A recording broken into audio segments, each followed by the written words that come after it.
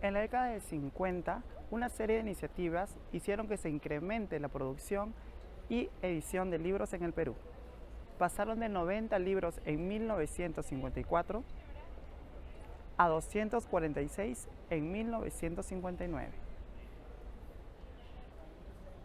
En la década del 60 ocurrieron grandes cambios, entre ellos la publicación de libros con temática LGTBIQ+, como nunca antes había ocurrido en el Perú.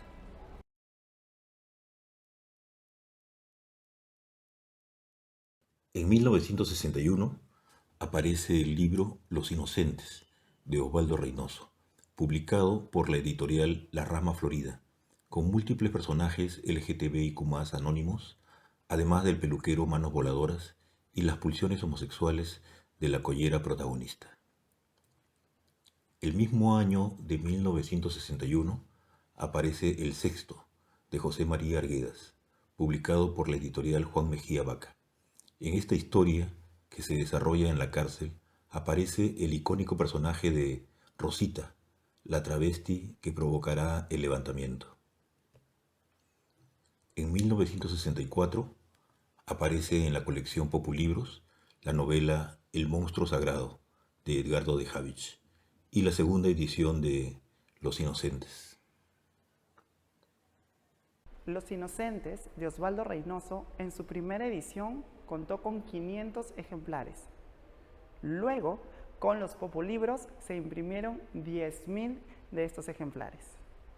En la década del 60, Manuel Escorza se hizo muy conocido con sus famosos Populibros. Es válido recordar a estas editoriales pioneras en el país, ya que ahora conoceremos a aquellas editoriales que publican textos LGTBIQ+ actualmente. Una de ellas es Peso Pluma. Conozcamos su trabajo y a los responsables de mantenerla vigente. Estamos con Teo Pinzás, editor de Peso Pluma. Muchas gracias, Teo, por recibirnos para esta entrevista. Bueno, ¿por qué crear una editorial como Peso Pluma en Lima, en el Perú? La editorial comenzó hace 5 años con una compañera mía de literatura y otra amiga más que luego se tuvo que retirar del proyecto. Y lo que encontrábamos nosotros, ya había un fenómeno de las editoriales independientes en Lima, ¿no? Concretamente, pero igual lo que veíamos era que había muchos tipos de libros, muchos materiales literarios que no encontraban cabida aún en las propuestas de estas otras editoriales, amigas algunas ahora y otras han desaparecido con el tiempo, ¿no? Entonces, nuestra preocupación original era publicar aquello que consideramos que debería existir y aparte aquello que a nosotros nos gusta, ¿no? Entonces comenzó así, un poco como una pequeña travesura para llevar al mundo estos libros que normalmente no encontraban cabida en los circuitos normales, ¿no? En los circuitos tradicionales, digamos, a nivel editorial. ¿Es sostenible una editorial en el Perú? ¿Se vende solamente libros en la editorial o hay algunos trabajos adicionales que hacen? Esa es una buena pregunta. La labor editorial en el Perú, a nivel independiente al menos, es bastante complicada cuando uno intenta sobrevivir solamente con eso, ¿no? Entonces, en realidad, mis dos socios tienen también otros trabajos, ¿no? Y le dedicamos todo el tiempo que tenemos disponible fuera de nuestros trabajos a Peso Pluma. Nosotros ya cobramos, ¿no? Por nuestro trabajo, nos pagamos utilidades, pero nos ha tomado mucho tiempo llegar a ese punto. Y sí hacemos otro tipo de cosas, o sea, además de hacer libros y publicaciones, también damos servicios editoriales a unidades académicas, por ejemplo el Departamento de Gestión Alta Dirección de la PUC, a clientes particulares, a veces una persona que quiere hacer una publicación, ¿no? O a empresas también, ¿no? No es nuestro núcleo, pero en algunas ocasiones nos hemos visto obligados a hacer ese tipo de cosas para poder financiar nuestras publicaciones, ¿no? Y bueno, también tener un ingreso un poco más estable tal vez, ¿no? El mercado editorial independiente peruano depende bastante de las novedades, entonces los libros tienen una curva, excepto algunos que son como long sellers, se venden siempre, suelen tener una curva en la cual vendes cuando lo lanzas y luego ya la curva baja, ¿no? Entonces eso nos obliga también a siempre tener novedades todos los años, ¿no? Estaba leyendo que el primer libro que publicaron fue la novela Crónica de San Gabriel, de Julio Ramón Ribeiro. ¿Cuáles fueron los siguientes libros que publicaron? ¿Fueron de peruanos también? Sí, comenzamos con peruanos nosotros, con Crónica de San Gabriel, que fue un inicio súper auspicioso, ¿no? Tuvimos mucha suerte de poder haber capturado ese libro. Y luego el siguiente libro fue de Tilsa Ota, que es una poeta y narradora peruana también, ¿no? Era amiga nuestra de antes, ¿no? Entonces tuvimos la suerte de coincidir con un momento en el cual ella estaba lanzando un nuevo poemario, y ese fue también un viaje desquiciado, porque lanzamos otra serie con ese libro y aprendimos mucho a no gastar demasiado, o sea, a no ser materialmente derrochadores, digamos, ¿no? O sea, en ese libro gastamos mucho en diseño y al final no entendíamos que solamente eran 500 ejemplares, que teníamos que mantener un equilibrio entre los costos y los beneficios, ¿no? Entonces hubo aprendizaje. Luego vino Gabriela Wiener y a partir de ese punto creo que ya comenzamos a abrir un poco el panorama de Peso Pluma hacia lo latinoamericano primero. Y este año hemos publicado nuestro primer autor norteamericano, ¿no? Que es Kit Lee Morris. Entonces la idea es seguir creciendo y explorando las propuestas literarias que aparecen por todos lados, ¿no? Ahorita tenemos una socia en Europa, entonces también estamos un poco atentos a ver qué aparece por ahí, ¿no? Estaba revisando el catálogo entonces y encontré que casi la mitad de los libros que han publicado son de extranjeros, ¿no? Sí. ¿Es un mejor mercado en el Perú vender libros escritos por extranjeros que por peruanos? Esa es una buena pregunta también. Nuestra serie más grande, que es Literarrutas Contemporáneas, tiene ya 10 títulos. El más reciente lo estamos lanzando ahorita en la Feria Ricardo Palma, que es Mal de Época de María Joana Christoph. Y lo que hemos aprendido después de 10 libros lanzados a través de esa serie, de los cuales solo uno ha sido de una autora peruana, Gaby Wiener, es que el lector peruano es un poco reacio a consumir literatura o autores que no conocen, ¿no?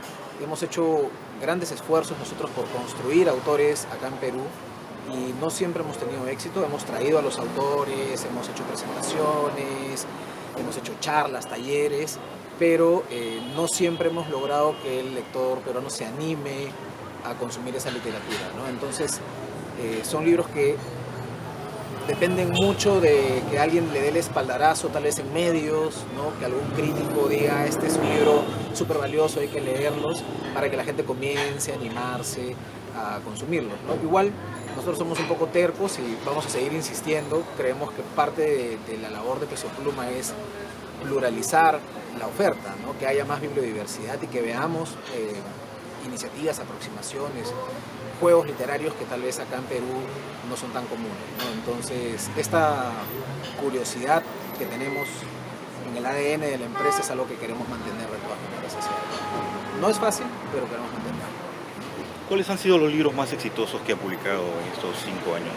Ya, bueno, Crónica de San Gabriel sin duda es uno de nuestros autores de lo que llamamos fondo editorial, o sea, es un libro que siempre se vende, nos lo piden de afuera y nos lo piden mucho en ferias también, y nos lo han pedido también de colegios, por ejemplo, ¿no? Para sus planes lectores, o colegios privados concretamente, ¿no? Luego Luis Hernández es nuestro autor bandera. Tenemos un trabajo de larga data con él y bastante ambicioso, ¿no? Estamos buscando hacer muchas cosas con esta obra que creemos que hay que posicionar mucho mejor dentro de lo que vendría a ser la literatura, no solo peruana, sino también hispanoamericana. Y en el caso de Hernández, los cuadernos de Luis Hernández, los cuadernos ológrafos, que son facsimilares, están prácticamente agotados, ¿no? No hemos hecho tirajes amplios porque queremos mantener el valor del objeto, ¿no? Que eran ejemplares únicos originalmente, entonces no queremos sobremercantilizar este objeto que antes circulaba de mano en mano, digamos, ¿no? Pero sí queríamos que la gente tenga la opción de leerlo en su formato original. Vox Horrísona también fue el poemario más vendido de la fin del 2018, me parece.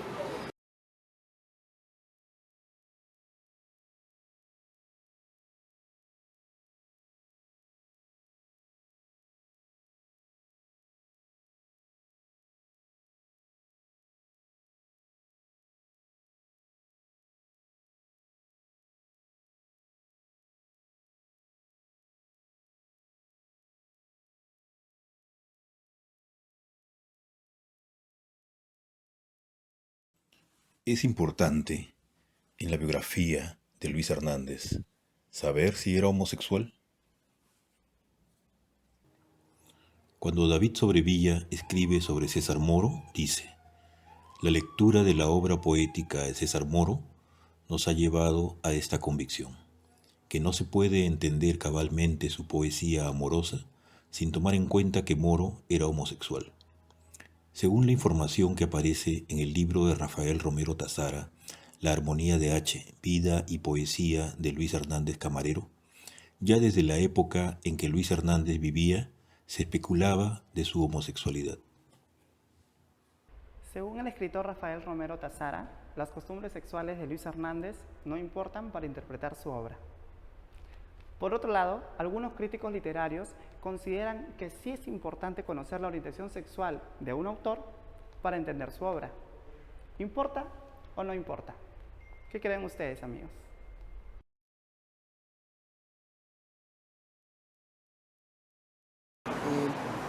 Te voy a ser sincero, tampoco es algo en lo que nosotros nos hayamos concentrado mucho. Nos importaba más la obra, la poesía, la parte gráfica de Hernández y no tanto el personaje, ¿no?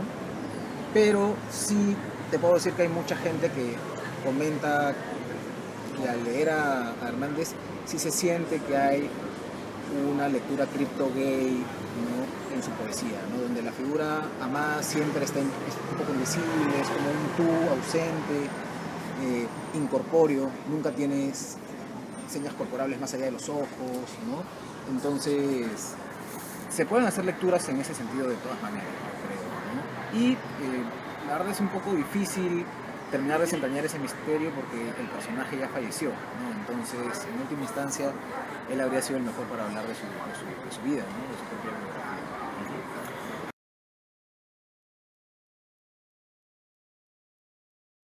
Miguel nos escribió a nosotros, él creo que ya conocía a mi socia Paloma Reaño, que ahorita vive en Madrid, y tenía, me parece, un acercamiento amical, ¿no? Y en algún momento nos llegó este material súper interesante, muy bien armado y hermoso, aparte a nivel visual, ¿no?, que se terminó convirtiendo en ficciones disidentes, ¿no?, desde la tierra de la misoginia.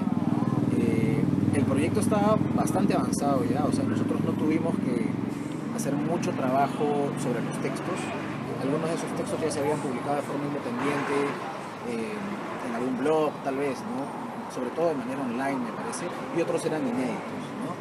Y lo que hubo, sobre todo, más allá de ese esfuerzo teórico, interpretativo, es un trabajo de recopilación de obra plástica que yo creo que no tiene precedente a nivel local, ¿no? O sea, la investigación que hizo Miguel para recopilar estos episodios de arte feminista o no heteronormativo en todo caso, ha sido brutal, porque provienen de colecciones muy dispersas y diversas al mismo tiempo, ¿no? Entonces, nosotros inmediatamente supimos que ese era un libro que teníamos que publicar para ayudar a comenzar a establecer la genealogía del arte feminista en el Perú, este arte que ha estado siempre como que fuera de los circuitos, fuera del mercado del arte y que la crítica muchas veces no ha querido reconocer tampoco, ¿no?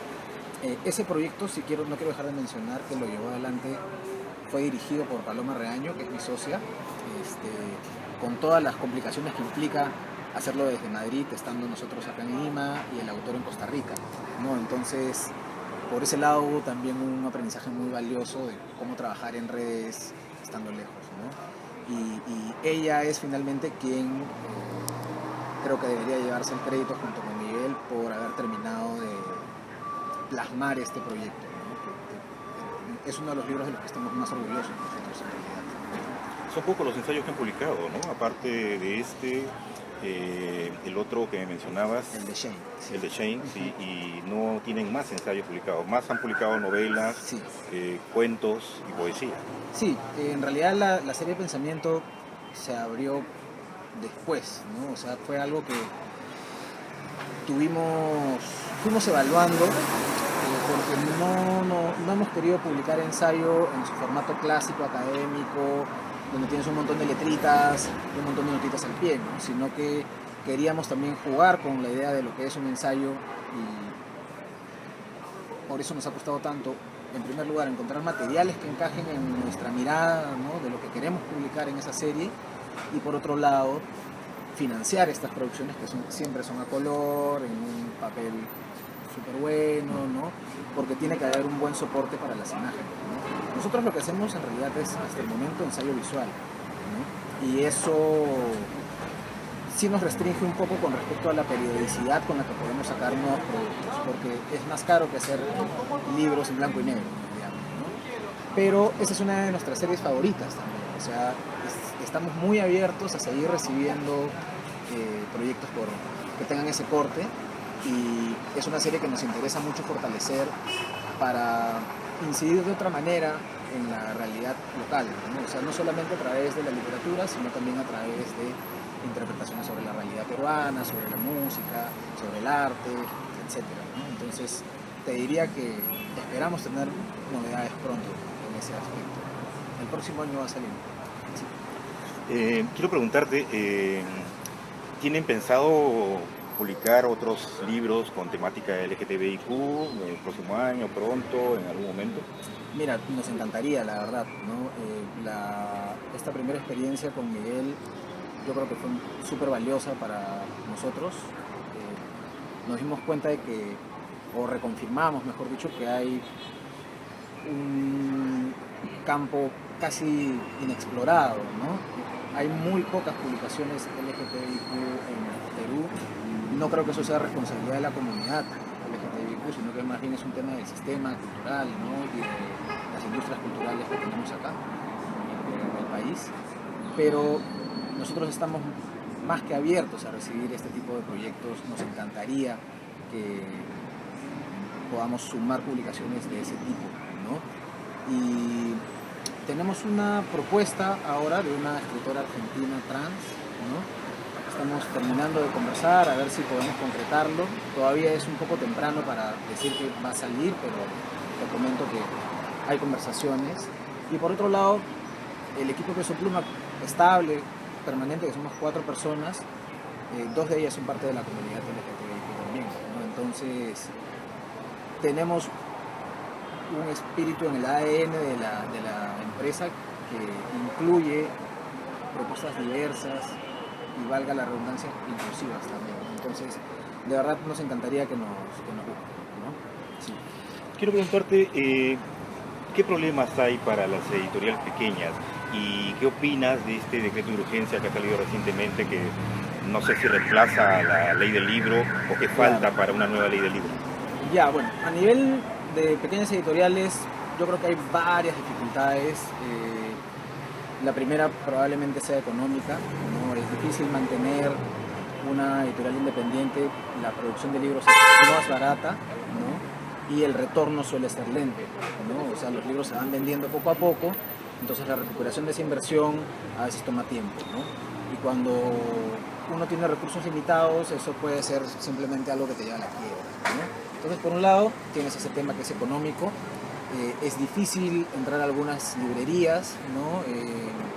Que privilegian más bien a editoriales más grandes, a grupos internacionales. Bueno, eso es un poco parte del modelo que ellos manejan, y por eso trabajamos con librerías independientes mucho, como justamente Babel, donde estamos ahorita, y nosotros lo que hemos implementado es la venta directa a través de la web, ¿no? Que es algo que marca un poco la diferencia con nuestros colegas, pero que creo que va a ser el camino que muchos de ellos van a terminar llevando. O sea, van a complementar su venta en librerías con ventas directas al público, ¿no? Y así evitas el porcentaje de consignación, ¿no?, que te cobra el canal. Y después de eso, algo que creo que ha ido mejorando, ¿no?, pero que al comienzo sí lo sentíamos más, es el tema del acceso a medios, ¿no?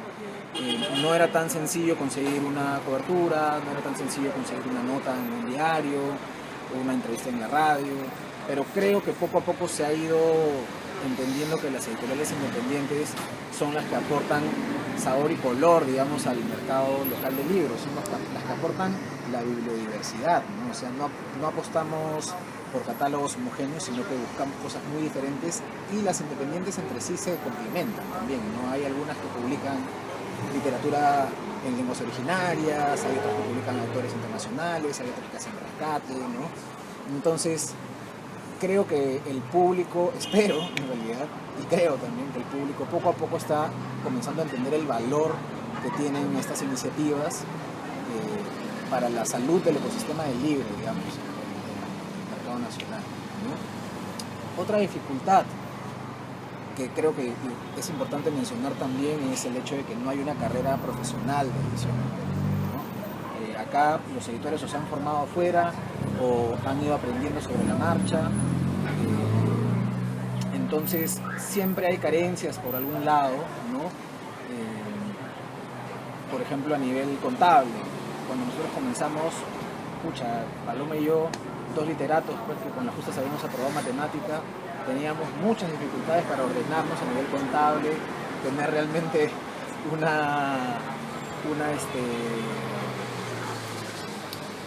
un orden con nuestras facturas, encontrar el punto de equilibrio, ¿no? Y eso fue algo que pudimos suplir, o mejor dicho, solucionar con el ingreso de Carlos Vela, que es nuestro tercer socio, que él es un administrador con interés en la cultura, ¿no? Él es más bien del mundo de la banca. Si no hubiéramos tenido esa suerte, probablemente habría sido mucho más difícil para nosotros encontrar el punto de equilibrio, todas estas cosas que de verdad para un editor que proviene de literatura a veces parecen chino, ¿no? Pero eso debería estar dentro de una carrera de edición, ¿no? Que acá no existe. Entonces, ese es el otro problema, que somos en muchos casos amateurs, ¿no? Autoformados pragmáticamente. Ok, finalmente quiero preguntarte cómo es la relación con los autores.